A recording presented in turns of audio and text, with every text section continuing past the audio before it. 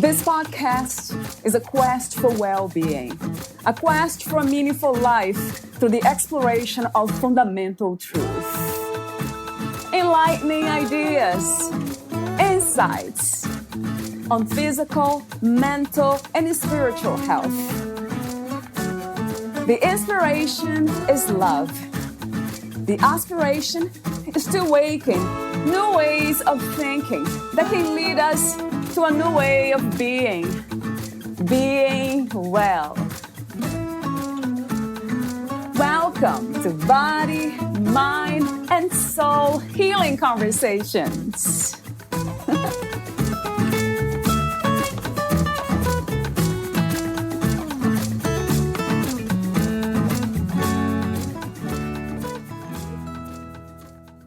Failure is an indirect step toward success. Valeria Teles interviews Robert Commodari, the author of Better Than You Think.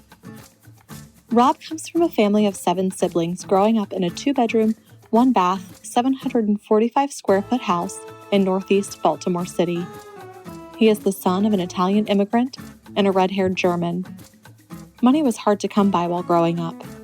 Rob started working at age 11 delivering newspapers and paid his own tuition through high school and college. Rob is a passionate guy and one who has learned the value of being transparent.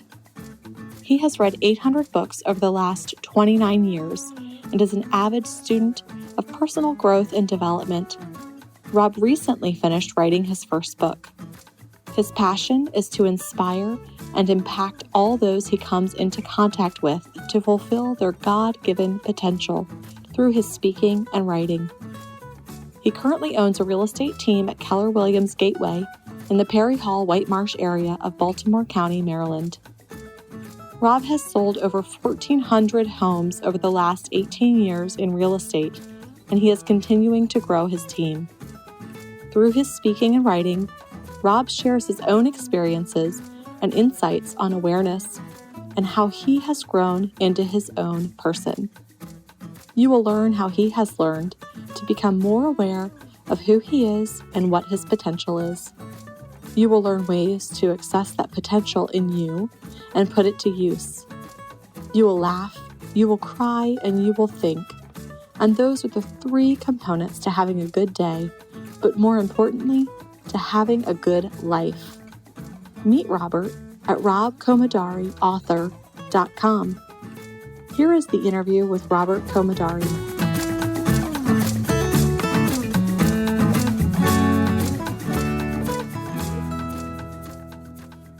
In your own words, who is Robert Commodari? Wow, thank you for asking that. I'm a guy who's driven. I'm a guy who's empathetic and passionate about life. I'm somebody that wants the most for others and the most for myself. I want to reach my fullest potential, and I want to encourage others, inspire others to reach their full potential. I'd say I'm love, I'm life, I'm energy. Those are the things I would say. When you say reaching the full potential, what does it look like when we are there? What are the signs?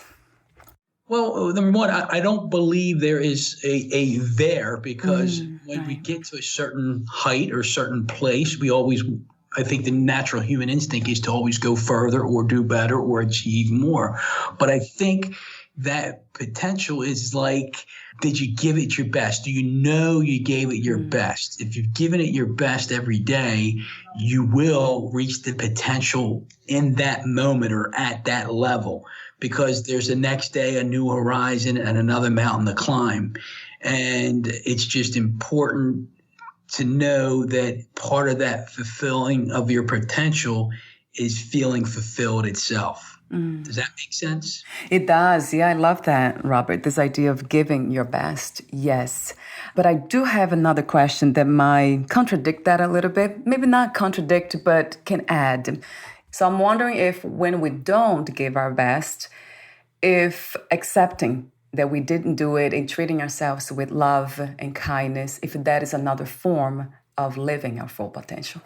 Yes, because you have to be, like, I'm aware that if I haven't given it my best, I'm aware of that, and the results will show themselves. Yeah. So we're not going to be able to I mean, just it's human nature. We're not going to be able to be at 100% capacity every single day.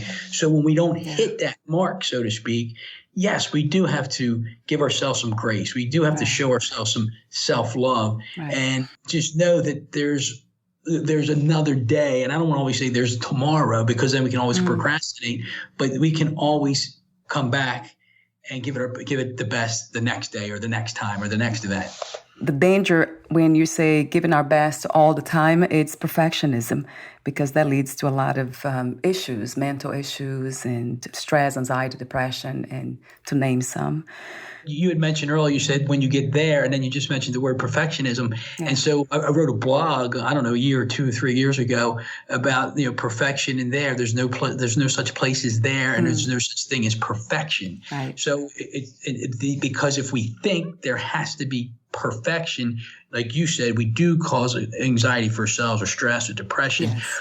But in the same breath, and maybe even paradoxical, is, and it depends where your beliefs are, is we are perfect the way we are. Yes, we are wedded there, if there is a there, right? Yes, 1,000% to that. So my next warm-up question is, what do you want from this life?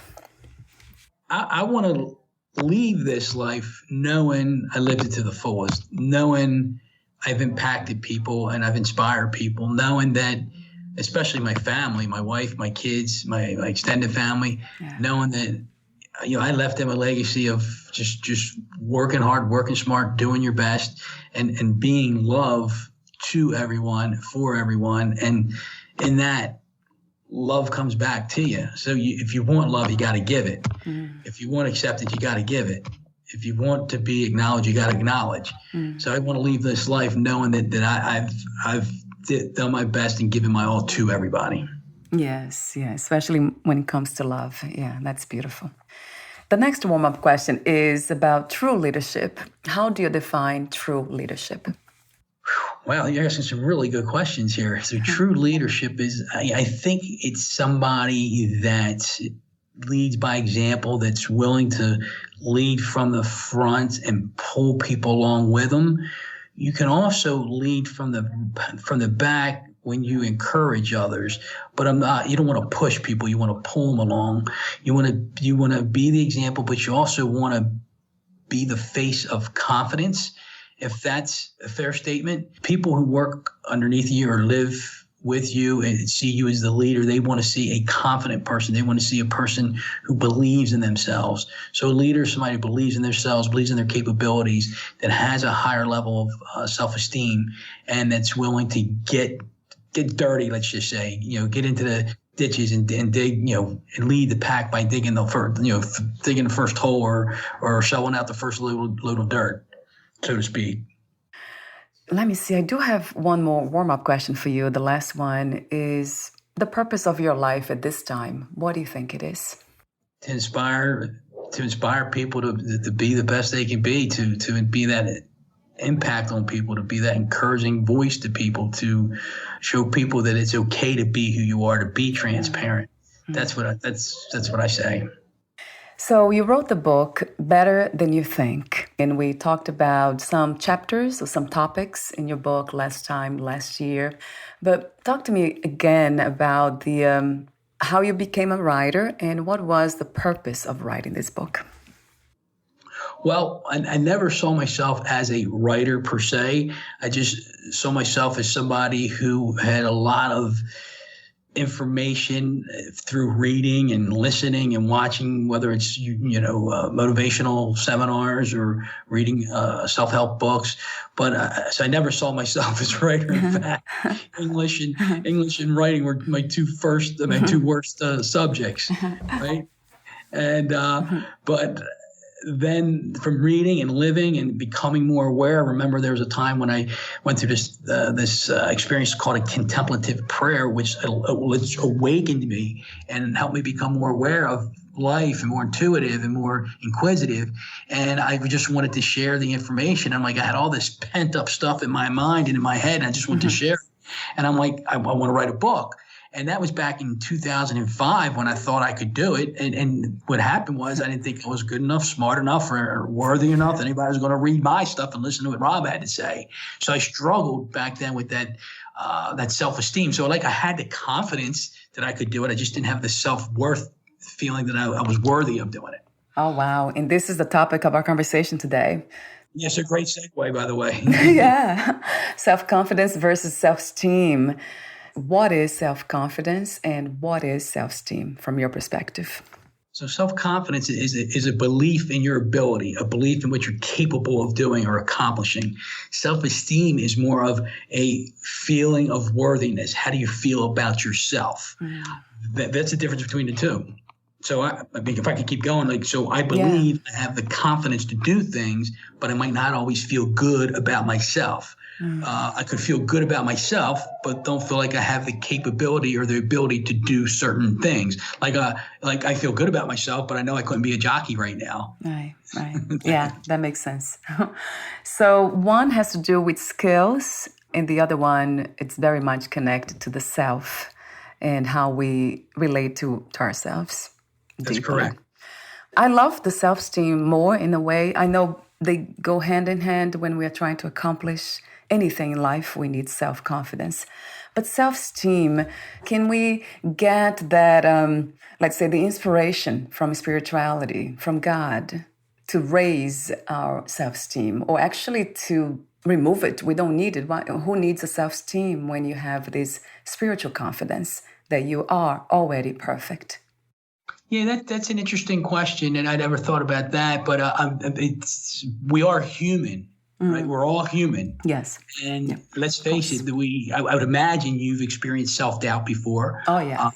Right. So we're perfect the way we're made. So in that perfection, we're supposed to have this maybe self-doubt along the way or not feel so good about ourselves. But I think the cure in it all is just being aware of it. And I don't want to say that's the only cure, but that's part of the antidote, so to speak, to improving your self-esteem or that spiritual confidence, if you will, is that once you become aware of it, it's like, okay, I'm aware that I have self-doubt going on right now. I'm aware that I have a low self-esteem.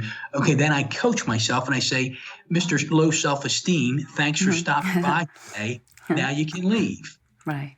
Okay. Or if I question something, I can say to myself, was that question coming from a place of low self-esteem or low self-confidence? Where was that question coming from? So I do believe, though, that there is a spiritual part in all of this, because if I have a low self-esteem and I want to increase it, I mean, yeah, I can pray to God all day long. Hey, God, help me improve my self-esteem. Help me improve my self-esteem. Right. And, that's probably not, you have to do some work. Right. And the work is recognizing it, accepting it, and working through it, and managing the idea that, man, I struggle with this sometimes, but I know that if I work through it and I take action, then I will ultimately, in the end, or gradually start to feel better and better and better about myself. And that's true. I agree. So this idea of having high self-esteem, it's really a step toward self-understanding. You're getting deeper into your own self. And I love the way you say, the article you sent me says, in the process of building my self-esteem, I had to look at where I was getting my sense of worth. So that's a big one, it seems to me, where we are getting that sense of self-esteem. So talk to me about that, Robert, the misconceptions about what gives and raises our self-esteem. Well, the misconception is sometimes we put our worth in the acknowledgments we get. We put our worth, the worst culprit of that, and I hate to say this, it could be like, social media. Yeah. We put something out there, and if we got 2 likes versus 30 likes, we're not liked as much. Therefore, that could give us a shot in the wrong direction of a lower self-esteem. So it's the thought of, God, I don't want to put this in ourselves. So in our acknowledgments, in our achievements, we might get our self-worth. Oh man, I achieved this and I did that. That means, I'm a good person, or I have a healthy self-esteem. When we put, I think, our self-worth in the call it material things or the acknowledgments of things. Like I remember there was a time when I was doing these networking meetings, and the first meeting I did, I had like over 40 people come, and I thought, wow, man, it was only going to go up from there because it was the first meeting I've done. And then for the next like 12 years, I never hit that number again. And then within the first 2 years after that, as the number was going down or the count was going down, I started like, wow, nobody likes me. Nobody feels that I'm valuable or worthy of this because fewer and fewer people were coming. Right. So I was putting my self-worth in the amount of people that were coming to my events. So that was a perfect example of putting a low self-esteem or low self-worth in the amount of fewer people that were actually coming or attending. So that's an acknowledgement thing. So there's, again, I think I'm answering your question there. So talk to me about some of the ways that you have found that balance, that good sense of having this good self-esteem and also self-confidence. How are you there now, where you have both of them? I say it's a roller coaster ride. I can't sit there and say I'm on the top of that climb all day, every day. Yeah. I say that, I believe that there are many things that I can do, and I have the self-confidence to be able to do those things, whether it's in business or life, but I don't always feel worthy of it. So right now I'm at a place where, my self-confidence is on a high level, and I would say my self-esteem, I can't sit there and say it's at the top of the hill. I'd say it's at the upper third of the hill, because you have these moments like there's I want to be this impactful, inspirational speaker, and sometimes I'm like, well, who am I to think that I can do that? And then I ask myself the question, who am I not to think that I can do that? Right. And you occasionally you get these affirmations that you're like, you know what, I'm onto it. I know what I'm talking about. I believe in what I believe in. And regardless of what other people think or say, this means the world to me, and I think it can have an impact on others. So you asked, what are some of the misconceptions? It's like sometimes we worry about what other people think that will prevent us from living the life we're supposed to live. I know you have used many techniques and methods to balance, to find this middle ground or this movement, because to me, I don't believe in destinations too. So it's this constant movement and dance toward balance. I read, you said that you read affirmations. You also have watched a lot of inspirational speeches, meditation, and journaling. So which would you recommend all of this to anyone who is trying to find that balance between self-confidence and self-esteem? And do you have new ones? I think you have to search. We all have to self-discover what works best for us. The meditation is huge for me because it clears my mind and it helps me think more clearly and see more clearly. So with that said, I think I'm able to acknowledge or become aware of when I'm having those moments of low self-esteem or what I need to do to increase it or manage it, so to speak. But I mean, one of the things I got to tell you, I know affirmations are good, and I don't know that everybody believes in. Okay, I'm a millionaire, and some people think, well, how the hell am I ever going to be a millionaire? I'm not even making $10 an hour right now. So you can't just say it, but you just got to believe it. So in my journaling has been a big piece for me, and I journal my thoughts. I journal what's going on in my head. I journal what I'm feeling and what I'm thinking. And then at the end of every journal entry, I write these 3 words, or if you will, or 3 phrases, if you will, and I will write the words, I'm worthy, I'm worthy, I am worthy. Mm-hmm. And I close my journal. And that's what I do every day. When you say that, it really makes me think about receiving, not just giving, because self-confidence might be connected to performance, as you said, having the skills to accomplish something. That makes me think about receiving. So self-confidence is giving, and self-esteem, it's actually coming from a place of receiving. It goes back to the female-male energies that we all have. So, well, I'm not sure if you would elaborate or add anything. You struck a chord with me. So a lot of people are givers. Right, okay. A lot of people are seen as givers, but the struggle with people who are really big and heartfelt givers, they struggle to receive. Right. And when we struggle to receive, that's a form of a lower self-esteem, or if I could put it this way, even a lower ego. Right. Something, because people think of ego as being up high, almighty, I'm better than everybody else. Yeah. But there's a low ego that says I'm worse than everybody else. Right. And when somebody pays you a compliment, say somebody sees Valeria today and says, "Oh, Valeria, you look beautiful. So great to see you." And you might come back with, "Oh my God, don't say that. I look horrible. I didn't put my makeup on today." That's a comment that's coming from a place of a lower ego. And I believe, so I wasn't exposed to this stuff till just, I'm going to tell you, 9 months ago, maybe. Yeah. And I started digging I started reaching out and searching for information and formulating my own opinion and my own theories and philosophies about this. And I see it more and more all the time, and I become more aware of when I'm in those moments, either of a high ego, low ego, or high self-esteem, low self-esteem. And then the other thing that comes into play here is humility. Where's there's a fine line, I believe, between low self-esteem and being humble. I can be humble and put others first, or I can have a low self-esteem and think less of myself. True. So thinking of yourself less, or thinking less of yourself. There's the two, dichotomies of low self-esteem and humility. It's a challenge, I guess, for all of us, just to know when we are navigating or being driven by the healthy ego or the unhealthy ego, and how do we distinguish them? That's really a big one. Have you found clear sign when we are in the unhealthy ego?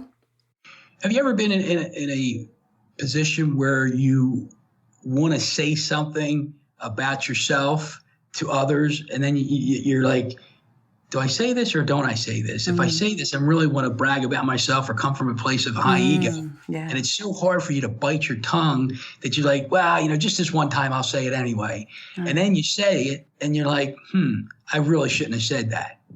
Have you ever experienced that? I think I have, yeah. I'm trying to remember a recent situation.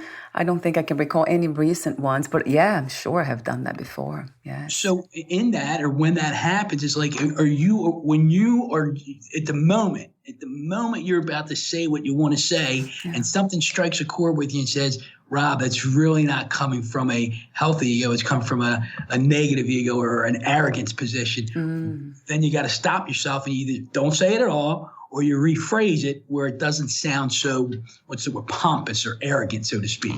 Yeah. No, that makes sense to me. But I do look deeper into intentions. So what's my intention by saying this? It doesn't matter how it comes across to other people, because that's not my reference. Well, none of my business, really. But what's my intention? Why am I saying this for? And then if it's coming from love, then it's fine. From freedom, that place that is just free. It says whatever it wants to say without any judgment.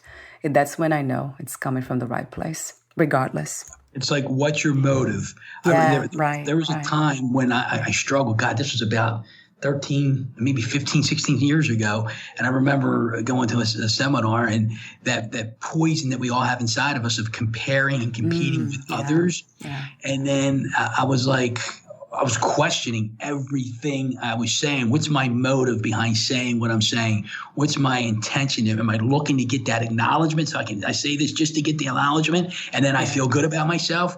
Well, that's false. That's a false self thing, correct? And so it's what's your motive behind you're getting ready to say or do. So I think when you're in a place like that, that's a powerful place to be. Yes, if you really can trust yourself that whatever you do and say and think, it has that purpose, that motive, that intention of doing the best you can from love.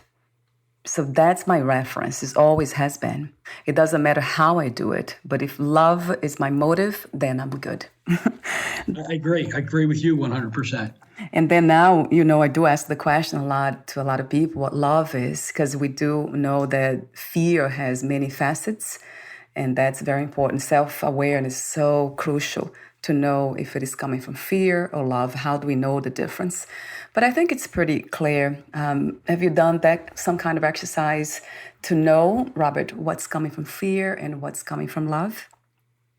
I don't know if there's an exercise. I think for me, and that I haven't really say, okay, I know I got to do this exercise if I'm struggling with something. Yeah. but I do know that it's the art, I guess, of recognizing when you're coming from a place of fear, or a place of love. And if you have that moment of awareness, you move forward. I mean, you still have to move forward either way, because if you stay in a place of being frozen or not moving because of fear, like you're paralyzed from fear, but you have to move through it. Anybody, I think we all experience fear. It's like, what do we do when we experience that fear? And if we move forward with courage and love, the result's going to be good, whether it's bad or good, if that makes any sense at all. Because if you don't get the result you're looking for, you're going to learn something from it. And how could it be bad when you learn something from something? Does that make sense? Yes, I hear wisdom. I love that. How can it be bad if you're learning something from it? So true. So it's not bad. It's just it's another experience, isn't it? That we need. Or a different level of good, so to speak. Yeah, a different perspective in good and bad, for sure. Yeah, I love that. I love your wisdom, Robert. I love when you say this too. The article you sent me, you said, I think of God frequently when I think about my personal worth. Beautifully said. And this is where I really, the comment I made earlier about self-esteem, that we don't need a self-esteem when our sense of self-worth is coming from spirituality, from God, from the higher self. I really believe this. The self-esteem is not needed. But I do understand that some of us need to work, that we are at different levels and we need to work toward that deeper understanding. So we use self-esteem. We raise our self-esteem, perhaps to get to that point of not needing that anymore. I understand. I totally understand what you're saying. You do? Yeah, because you get to that point, you're not even thinking about where you are on a self-esteem level, because you just are. And when you just are, you're, as you would say, I think if I was in your shoes, you would say this, when you just are, you're love. That's what you are. Yeah. Yes. Does that make sense, what I'm saying there? Oh, my God. It only makes sense. Only. Thank you for saying that. Yes. Yeah. Absolutely. Yes. I know that we have so many other things, so many aspects of ourselves that we don't know yet, that we work on, that we become aware of, and we work on. But essentially, yes, we are love.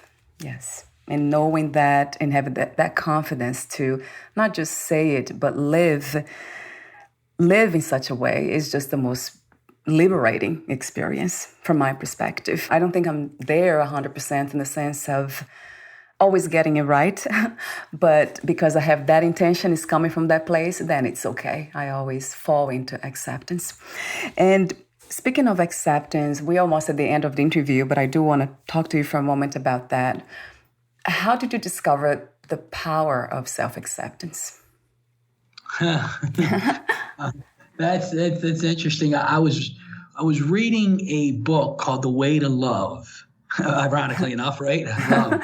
Yes. And I was on an airplane. I'll never forget. I was on an airplane. I was coming home from Chicago, and I'm reading this book, The Way to Love. And what I gathered from it, and I made this own little equation for myself. It's like I got to become aware of who I am. So I'm aware of something in me or something about me or me. I'm aware of me. And then I got to take the next step to try to understand who I am. And then once I have an understanding of that something or who, then I can accept it or not accept it. So the third piece of that is acceptance. So this is my opinion here, even if you choose not to accept, you accepted the non-acceptance, right? Yes. So it's still a place of acceptance. And then once you have acceptance, you hit a place of love. So I have to work on that for myself first.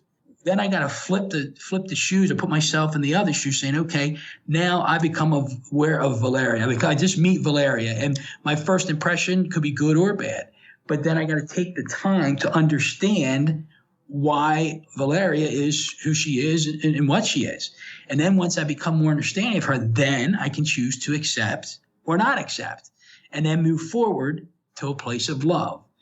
And I think when you get to that place of acceptance, then to love, then there is no more judgment. And if we could live in that place, there would never be judgment again. Now, it could be almost impossible to get to that place.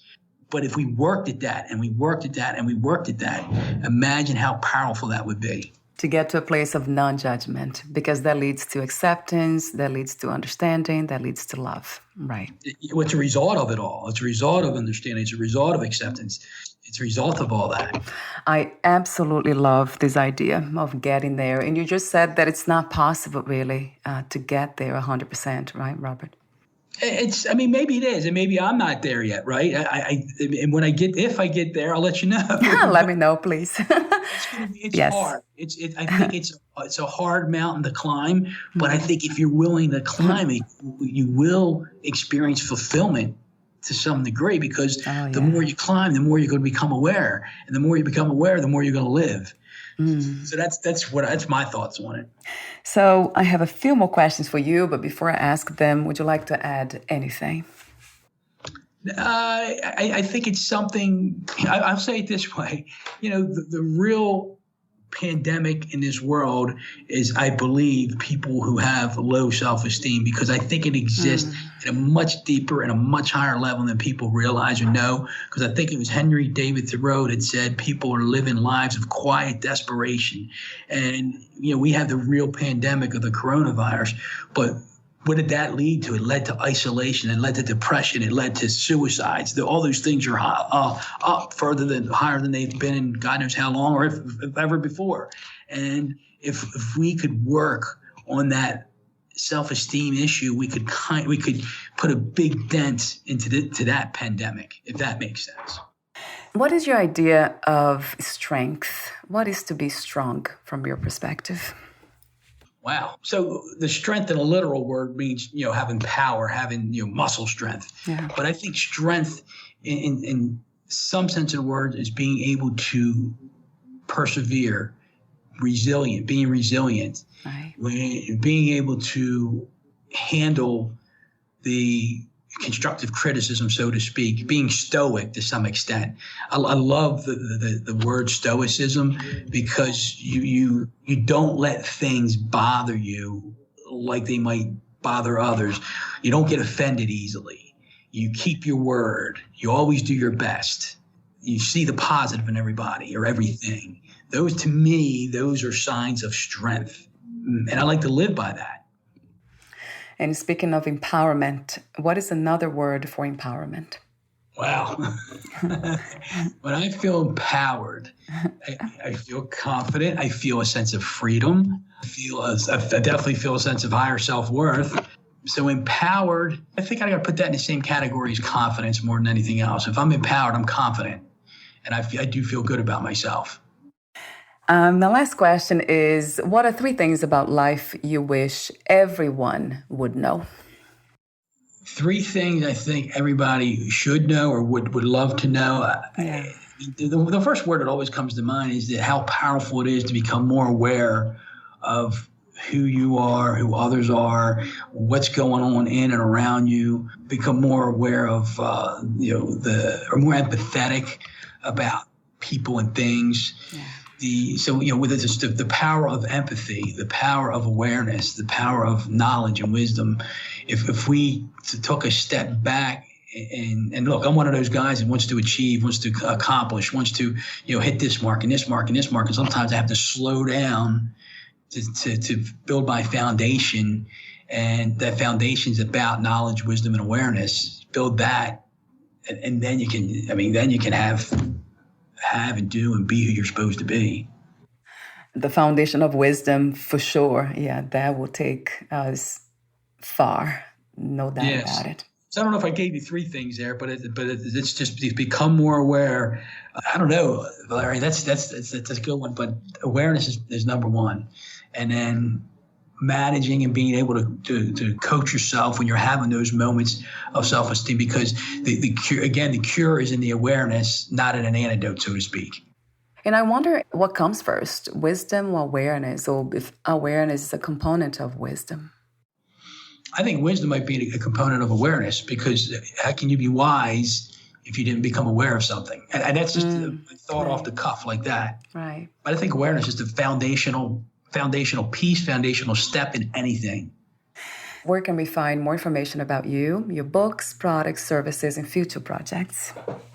So I have a website, the speaker author website. It's robcommodariauthor.com.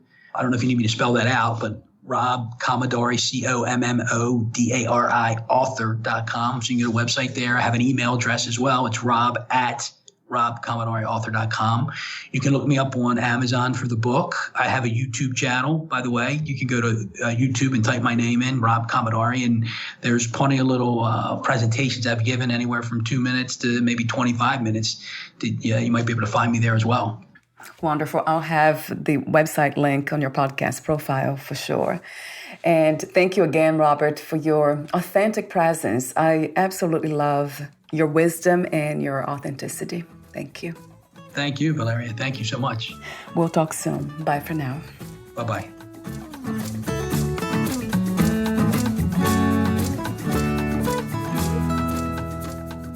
Thank you for listening. To learn more about Robert Commodari and his work, please visit robcommodariauthor.com.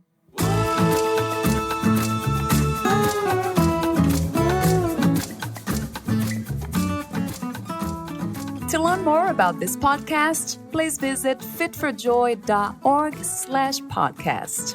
Thank you again for listening, and bye for now.